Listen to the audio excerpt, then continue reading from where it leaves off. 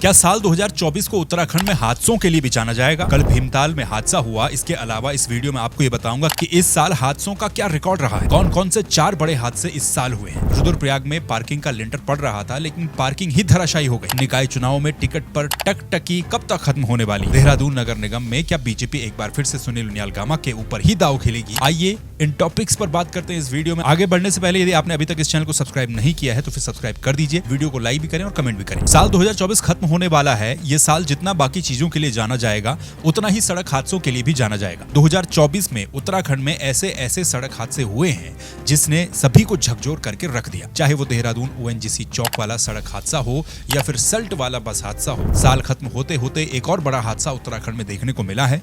कल भीमताल में एक बस 200 मीटर गहरी खाई में जा गिरी। पिथौरागढ़ से हल्द्वानी आ रही ये बस आमडाली के पास दुर्घटनाग्रस्त हुई। इस हादसे में 4 लोगों की जान चली गई, जबकि 25 लोग घायल हुए हैं। बस में कुल 29 लोग बैठे हुए थे। अब सवाल ये कि ये हादसा कैसे हुआ? बस ड्राइवर रमेश चंद्र पांडे के अनुसार सामने से एक कार गलत दिशा में बहुत तेजी के साथ आ रही थी। इस कार को बचाने के चक्कर में बस ड्राइवर ने स्टीयरिंग को बाहर की तरफ काटा, पैराफिट से बस टकराई, जिसके बाद सड़क से नीचे खाई में उतर गई। खाई में गिरते ही उत्तराखंड परिवहन निगम की इस बस के परखच्चे उड़ गए। 8 लोग गंभीर रूप से घायल हुए। हादसे के बाद रेस्क्यू चला, घायलों को अस्पताल पहुंचाया गया। जो भी जरूरी फॉर्मेलिटीज होती हैं वो हुई। मुआवजे का ऐलान भी किया गया। उत्तराखंड में जिस स्पीड से गाड़ियों की संख्या लगातार बढ़ रही है, उसी स्पीड से सड़क हादसों की संख्या भी बढ़ रही है, जो कि एक चिंता का विषय है। बढ़ते हुए सड़क हादसे सोचने पर मजबूर कर रहे हैं कि आखिर कहां पर कमी रह रही है। एक रिपोर्ट के हिसाब से हादसों को कम करने की कोशिशें तो हो रही हैं, लेकिन हर साल हादसे बढ़ ही रहे हैं। खासतौर पर साल 2024 में तो ये आंकड़ा 5% तक बढ़ गया। इस साल यानी कि 2024 में नवंबर के महीने तक उत्तराखंड में करीब 1594 सड़क हादसे हो चुके हैं। यानी कि साल खत्म होते होते ये आंकड़ा 1600 को भी पार कर गया होगा। इन 1594 सड़क हादसों में 983 लोगों ने अपनी जान गंवाई। सोचिए 983, और यह आंकड़ा नवंबर तक का है।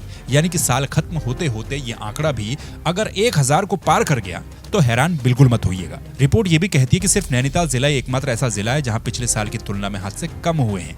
इस साल उत्तराखंड में सबसे ज्यादा हादसे देहरादून में हुए। देहरादून में आए दिन सड़क हादसों की खबरें अखबारों में छपती रहती हैं, सोशल मीडिया पर आती रहती हैं। आंकड़ों के हिसाब से 470 दुर्घटनाएं देहरादून में हुई, जिसमें 185 से ज्यादा मौतें हुई। दूसरे नंबर पर हरिद्वार आता है, जहां पर 400 से ज्यादा हादसे हुए हैं। इसी साल याद कीजिए, जून के महीने में बद्रीनाथ जा रहे यात्रियों का एक टेम्पो ट्रेवलर रुद्रप्रयाग में खाई में गिर गया था। इस हादसे में 14 लोगों की मौत हुई थी, जबकि 23 लोग इसमें बैठे हुए थे। ये साल का पहला बड़ा हादसा था जहां इतने सारे लोग एक साथ मारे गए। कुछ ही समय पहले अल्मोड़ा के सल्ट बस हादसे को कौन भूल सकता है, जहां पर 36 लोगों की जान चली गई थी। इस हादसे में भी कई तरह की लापरवाहियां सामने आई थी। सल्ट हादसे के बाद कुछ दिनों तक सख्ती भी देखने को मिली और बसों में ओवरलोडिंग को कम करवाने की कोशिशें भी चलती रही। सड़कों के गड्ढों को भरने के निर्देश भी दिए गए, जांच करने की बात भी कही गई। लेकिन अब इस हादसे की जांच रिपोर्ट कहां तक पहुंची और इसमें क्या क्या हुआ, कुछ पता नहीं। इस साल का तीसरा बड़ा हादसा देहरादून का ONGC चौक वाला हादसा था, जहां एक नई तेज रफ्तार कार का ऐसा एक्सीडेंट हुआ, ऐसा हादसा हुआ कि देखने वालों का दिल दहला गया। इस हादसे का शिकार बने युवकों को पहचानना तक मुश्किल हो गया था।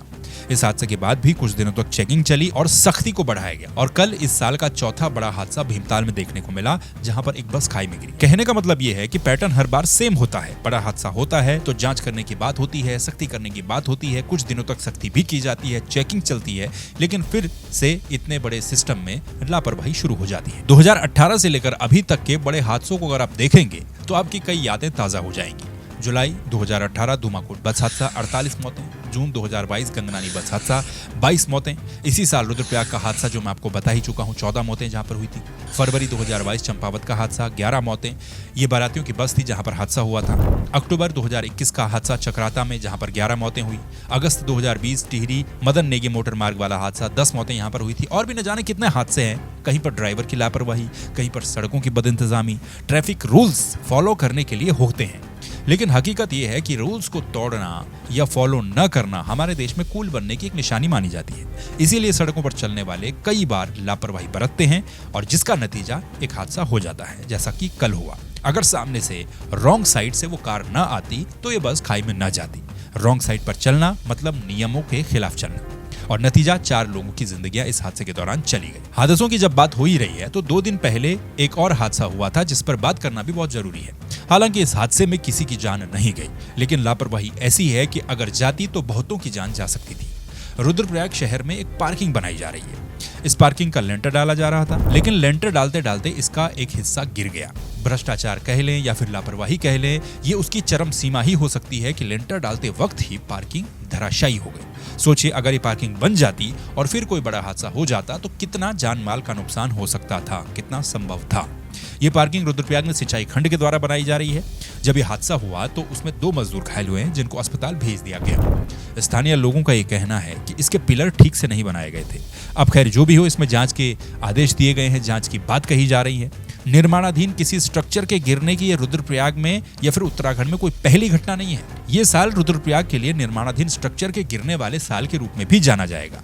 इसी साल रुद्रप्रयाग में बन रहे सिग्नेचर ब्रिज का एक हिस्सा कुछ महीने पहले गिर गया था। तब भी खूब हो हल्ला मचा था और हैरानी वाली बात यह थी कि जिस सिग्नेचर ब्रिज का हिस्सा इस साल गिरा था वो भी दूसरी बार गिर रहा था, यानी कि पहले भी वो गिर चुका था। पहले सिग्नेचर ब्रिज और अब लिंटर डालते समय पार्किंग गिरने से रुद्रप्रयाग में हो रहे निर्माण कार्यों पर कई तरह के सवाल उठते हैं। क्या इनमें बहुत ज्यादा लापरवाहियां हो रही हैं या फिर कट कमीशन के चक्कर में ये सारे हादसे हो रहे हैं? अब बात निकाय चुनाव की। टकटकी लगाए सभी नेता कार्यकर्ता पार्टी ऑफिस की तरफ देख रहे हैं। नामांकन निकाय चुनाव के कुछ ही दिनों में शुरू होने वाले हैं और नामांकन अपने वार्ड या फिर अपने निकाय से कौन किस पार्टी के सिंबल पर करने वाला है, अब ये साफ होना बाकी है। दावेदारों के नामों को आगे बढ़ा दिया गया है। अब फाइनल लिस्ट का इंतजार किया जा रहा है जो पार्टियों के द्वारा जारी की जाएगी। बीजेपी और कांग्रेस में इस पर काम हो रहा है कि किसको कहां पर टिकट दिया जा रहा है। कुछ सीटों पर ऐसा भी हो सकता है कि नाम तो पहले से ही फाइनल हैं, बस दावेदारों के नाम लेने की सिर्फ एक फॉर्मेलिटी निभानी थी। संभावना यह है कि आज या कल में बीजेपी और कांग्रेस कई निकायों में अपने प्रत्याशियों के नामों को घोषित कर देगी, लेकिन कुछ ऐसे निकाय भी हैं जहां पर मामला फंसता हुआ दिखाई दे रहा है दोनों पार्टियों की तरफ से। ऐसी जगहों पर आखिरी समय में टिकट बांटे जाने की पूरी संभावना नजर आ रही है। पार्षद प्रत्याशियों की लिस्ट आज भी जारी हो सकती है और पूरे उत्तराखंड के निकाय चुनाव में सबसे ज्यादा नजरें इस समय देहरादून के नगर निगम पर हैं। देहरादून से मेयर का दावेदार किस पार्टी से कौन होगा, इसका इंतजार किया जा रहा है और संभावना ये भी है कि ये इंतजार अभी 1-2 दिन और लंबा खींच सकता है। कांग्रेस से देहरादून के मेयर टिकट की दावेदारी करने वालों की कुल संख्या 21 को भी पार कर गई, यानी कि 21 से ज्यादा दावेदार कांग्रेस में हो चुके हैं। यही हाल बीजेपी के भी है। हालांकि देहरादून मेयर बहुत बड़ी सीट है, इसीलिए इस पर सोच समझकर फैसला दोनों तरफ से लिए जाने की संभावना है। सियासी गलियारों में यह भी चर्चा है कि निवर्तमान मेयर सुनील उनियाल गामा को ही फिर से बीजेपी टिकट दे सकती है। हालांकि वहां पर भी कई दावेदार हैं जो कि अपनी बारी का इंतजार कर रहे हैं और उम्मीद लगाए बैठे कि इस बार टिकट उन्हें मिलेगा। लेकिन क्योंकि टिकट के दावेदार काफी ज्यादा हो चुके हैं, यही फैक्टर है कि गामा का नाम फाइनल भी किया जा सकता है। चिंता यहां बीजेपी के लिए नहीं है, चिंता कांग्रेस के लिए है कि वो कौन सा नाम होगा जो इस बार मेयर चुनाव में कांग्रेस की नौका को देहरादून में पार लगा सकता है, क्योंकि लंबे समय से जीत मिली नहीं है। इसको ढूंढना कांग्रेस के लिए ज्यादा चुनौतीपूर्ण है। बाकी 1-2 दिनों में तस्वीर लगभग साफ हो जाएगी और प्रचार प्रसार का अभियान हर निकाय में शुरू हो जाएगा। आपकी जो भी राय या फिर प्रतिक्रिया है आप कमेंट में जरूर रखिए। इस चैनल को सब्सक्राइब कीजिए, वीडियो को लाइक कीजिए। फिर मुलाकात होगी दूसरे किसी वीडियो में दूसरे किसी टॉपिक के साथ। तब तक के लिए अपना ख्याल रखिए। नमस्कार।